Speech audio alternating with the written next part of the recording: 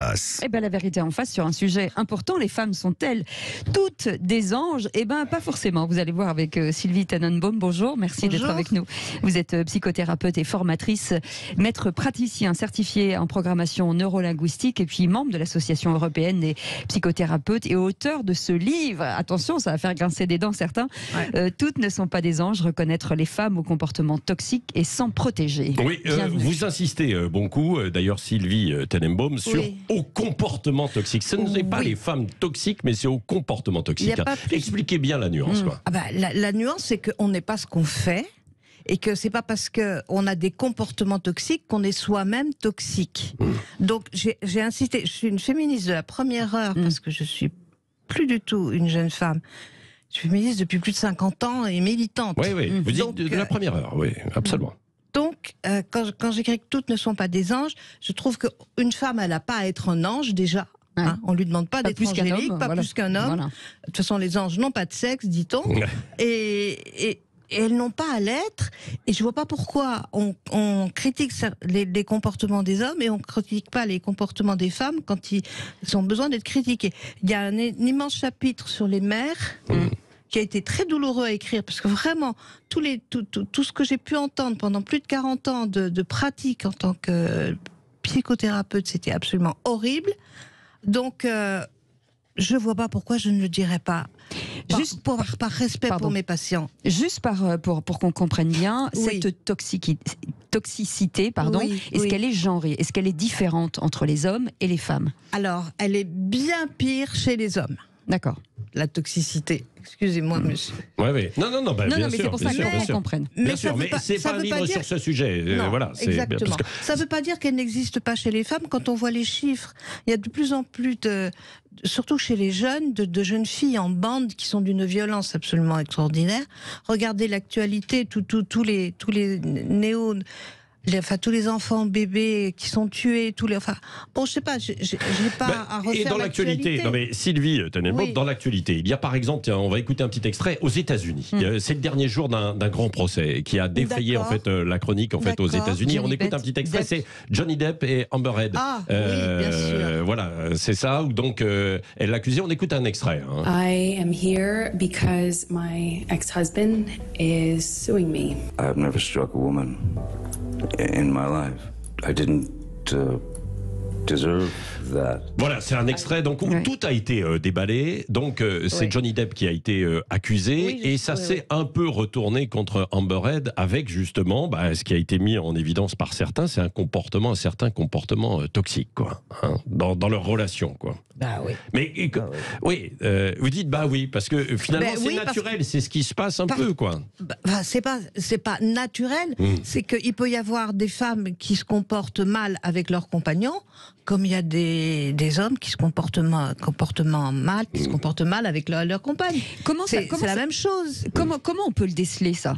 Finalement, on observe. Oui, mais quand on est dans un on se sent mal. D'accord. On se sent mal.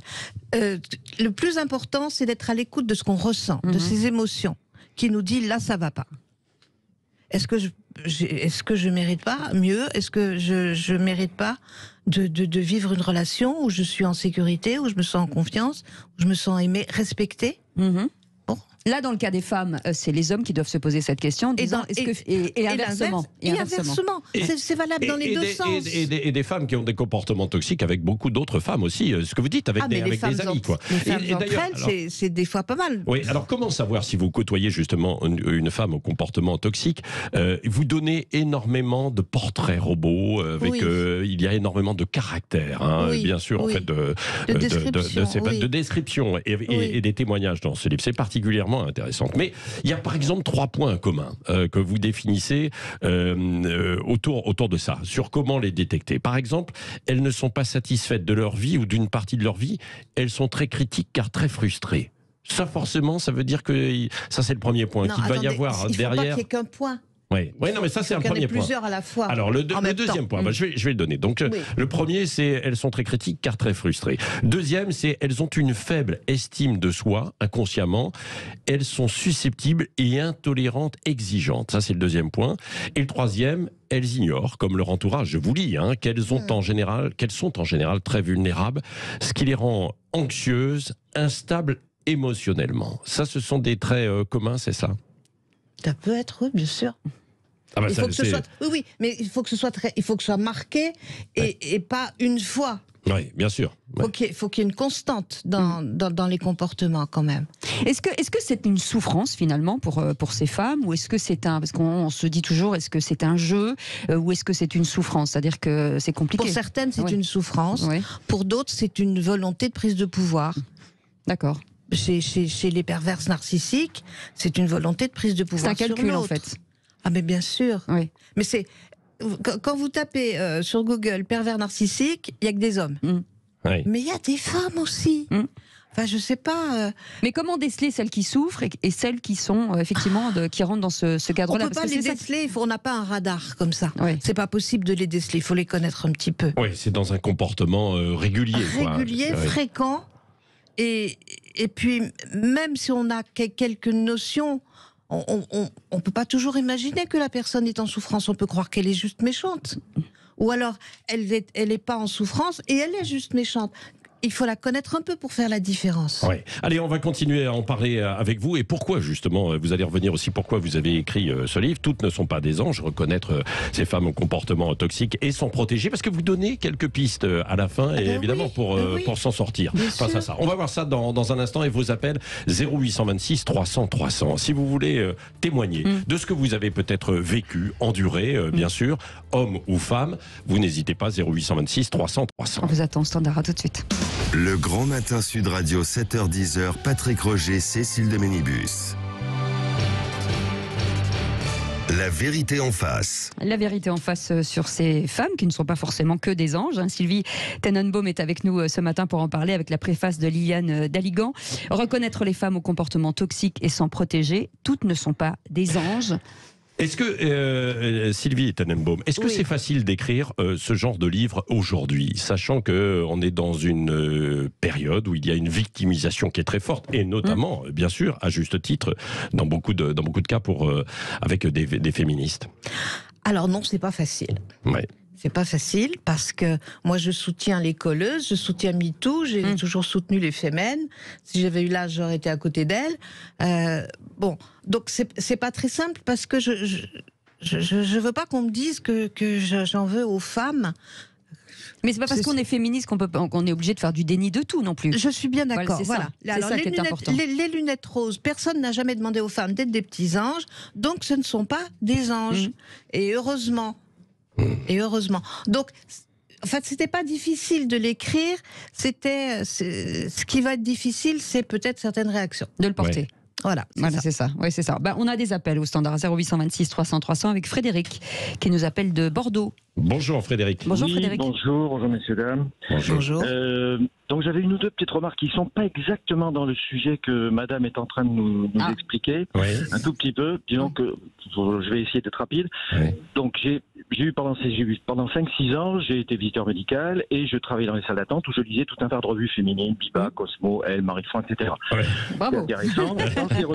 Dans ces revues, grosso modo, tous les sujets viennent d'une semaine à l'autre, se retrouvent dans toutes les revues.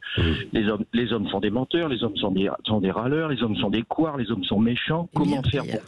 Comment faire pour attraper un bonhomme et le garder puis le jeter quand j'en aurais envie, etc. Ensuite, franchement, à cette époque-là, dans les années 80, j'étais vraiment persuadé que je faisais partie, ok, très bien. Que j'étais pas génial. Vous étiez du mauvais côté de la barrière. Voilà. Comme tout le monde, j'ai fait mes petites trahisons, mes petits mensonges, mes petits mensonges. Et ensuite, j'ai travaillé à l'UCPA, qui était un petit peu comme le Club Med. Et là, j'ai vu des filles, mais alors tout à fait différentes. Parce que quand les copines que je côtoyais quand j'étais dans mon club de tennis, mon club, mes amis, etc., bon, très bien, nous, on draguait, on était plus ou moins lourds, etc. Elles faisaient un petit peu les mijaurées, oh non, pas le premier soir, machin, etc. Mais alors à l'UCPA, Elles étaient seules, sans leurs amis, sans leur environnement naturel, habituel. Et là, c'est pas du tout pareil. Le premier moniteur qui passe, le premier même employé, puisque j'ai fait à l'UCPA, j'ai été homme d'entretien, etc. Et puis moniteur de voile et de ski. Bon, alors là, il n'y a pas de problème. Là. Pas de témoin. Donc là, boum, on saute sur tout ce qui bouge, copain ou pas copain qui attend à la maison. Et alors, tant mieux pour nous, etc. Ça fait, mais la liberté sexuelle, Frédéric, n'est pas forcément toxique. C'est pas, non, justement, c'est pour ça que je vous dis que c'est pas tout à fait la même chose. Okay. Voilà, c'est pas ça. Mais je veux dire par rapport à l'image que l'on véhicule en permanence sur les filles, un petit peu comme le disait Madame tout à l'heure, c'est que les filles sont pas toujours gentilles, n'ont pas toujours du rose sur elles. Tiens, j'ai un fruit rose, tiens, sur moi. Ouais. Et ensuite, j'ai été infirmier. Et ensuite, j'ai été infirmier pendant 20 ans. Et alors là, j'ai vu également, là encore, des personnes vraiment... Là, oui, là, j'ai vu quelques personnes un petit peu toxiques, dans la mesure où elles influençaient leurs collègues, où elles étaient... Voilà, il y avait certaines collègues qui, quand elles travaillaient en même temps que certaines de ces filles, ben, elles se conduisaient plus pareil. Quand elles étaient seules, elles redevenaient des personnes un petit peu plus sympas, etc. Pas vraiment de la toxicité. C'est intéressant. Vos réflexions. Je ne serais pas attendu à voir de la part de femmes qui sont soi-disant toujours gentilles c'est pas ce qu'on dit. Sylvie Tenenbaum, que pensez-vous de ce témoignage de Frédéric? Merci Frédéric d'avoir osé appeler aussi pour dire les choses au 0826 300 300. Non mais c'est vrai, il faut le souligner. Frédéric, c'est pas parce qu'il y a des femmes qui jouent à écrire n'importe quoi dans la magazine, je pense à ce que vous disiez sur Cosmo, etc., qu'il faut vous croire... une réalité, ça. Dans ses écrits. C'est écrit, oui, bien sûr. Je le critique assez, d'ailleurs, dans d'autres livres. Vous croire du mauvais côté, non, c'est dommage. Non, vous êtes de votre côté, il est très bien aussi. Alors, j'ai beau être habillée en rose, vous pouvez pas demander à des femmes d'avoir des comportements qu'elles s'interdisaient il y a 30 ans, 40 ans, 50 ans, voire plus depuis toujours. Et c'est très bien que vous ayez remarqué ces différences de comportement en fonction des situations, des contextes. Et voilà, quoi. Je vois pas pourquoi une femme devrait toujours être parfaite. Et puis, attention aux généralités, les hommes sont comme ci, les femmes sont comme ça. Oui, mais depuis des années, c'est peut-être pour ça la surprise de Frédéric de dire qu'en vrai, finalement, elles sont normales. Ce sont des individus normaux. Ouais. Et on n'a pas à leur demander d'être des petits tanagraphes fragiles, des maternantes, mijaurées, sous prétexte qu'elles sont des femmes, quoi. Je me souviens d'un homme qui disait... il y a longtemps, quand j'écrivais ce bouquin sur le féminisme, c'est pas parce qu'on a des seins qu'on fait mieux la vaisselle. Eh bien, il avait parfaitement raison. Ah oui. Alors, dans votre livre, justement, vous décrivez, puisque là, c'est uniquement sur les femmes, encore une fois. Merci Frédéric. Merci, bien sûr. Merci Frédéric. Il y a énormément de caractères. Les femmes autoritaires, les manipulatrices, les victimes, les pessimistes, les anxieuses, les aigries, les commères, les médisantes, les jalouses, les égocentriques, les menteuses. Non mais, je ne pensais pas qu'on pouvait, en fait, décrire à ce point-là les tyranniques, les méchantes, les très violentes, les paranos, les perverses narcissiques, les sociopathes, les psychopathes, les criminels. Oui, c'est ça. Ça, c'est les graves. Ça, ce sont les plus graves. Et alors, comment on peut déceler? Et ça, c'est valable avec les hommes, dans leur comportement avec les hommes comme avec les femmes, des amis qui sont toxiques ou des femmes qui sont toxiques. Qu'est-ce qu'elles vont chercher, en fait, à faire? Des comportements toxiques, oui. Qu'est-ce qu'elles vont chercher, en fait, à faire? À vous dominer, c'est ça? À vous dominer, à vous manipuler, à faire de vous leurs marionnettes, ce qu'elles ont envie d'en faire. On dit souvent c'est le même objectif, quoi, en fait, à chaque fois. C'est un peu ça. C'est prendre le pouvoir. C'est prendre le pouvoir. Et surtout, ne pas être seul. Parce que ces gens-là, plus ça va crescendo. Oui, bien sûr. Eh bien, les pires sont celles qui ne supportent pas de vivre seules. Donc, il leur faut une proie. Et si jamais cette proie disparaît, elles vont en chercher une autre. Oui, il y a des témoignages effectivement très éclairants à ce sujet. En fait, c'est une immense faiblesse. Mesdames les perverses narcissiques et messieurs les pervers narcissiques, vous êtes des gens qui sont faibles parce que vous avez besoin de vos proies pour vous sentir exister. Et fort. Il y a beaucoup de jeunes, beaucoup de femmes aujourd'hui dans le monde de l'entreprise qui se disent finalement j'ai eu plus de problèmes avec les femmes en tant que femmes qu'avec les hommes en tant que femmes. Beaucoup le disent. Mais oui, parce que alors les femmes, surtout celles qui sont dans des métiers d'hommes, je parle du BTP, etc., elles se sont senties obligées de faire comme les hommes pour être respectées. Donc, mais donc d'en rajouter, d'être plus dur, plus sévère, plus désagréable, etc., etc. Et il y en a que ça épuise moralement énormément. Oui. Il y en a, ça fait émerger leur véritable personnalité, parce que ça existe aussi, et d'autres que ça ennuie énormément. Alors, si vous êtes victime de ces personnes au comportement justement toxique, vous donnez quand même, ça se termine bien votre livre, si je puis dire. Oui. C'est-à-dire que ça peut se terminer en séparation. Vous dites il faut savoir se protéger, développer sa lucidité, sortir de la culpabilité, et ensuite, alors, vous placez au centre de votre vie. Qu'est-ce que vous voulez dire par là ? Parce que si je ne suis pas la personne la plus importante de ma vie, donc au centre de ma vie, qui va s'occuper de moi ? On est d'abord tenu de s'occuper de soi, et mieux on sait s'occuper de soi, mieux on sait s'occuper des autres. Voilà. Parce qu'on n'est pas frustré, sa singularité. Bonne conclusion. Merci Sylvie Tenenbaum. Je vous remercie. Avec la préface de Liliane Daligan, toutes ne sont pas des anges. Reconnaître les femmes au comportement toxique et s'en protéger, c'est aux éditions Le Duc, avec beaucoup de témoignages, beaucoup de descriptifs, bien sûr, dans ce livre. C'est très intéressant.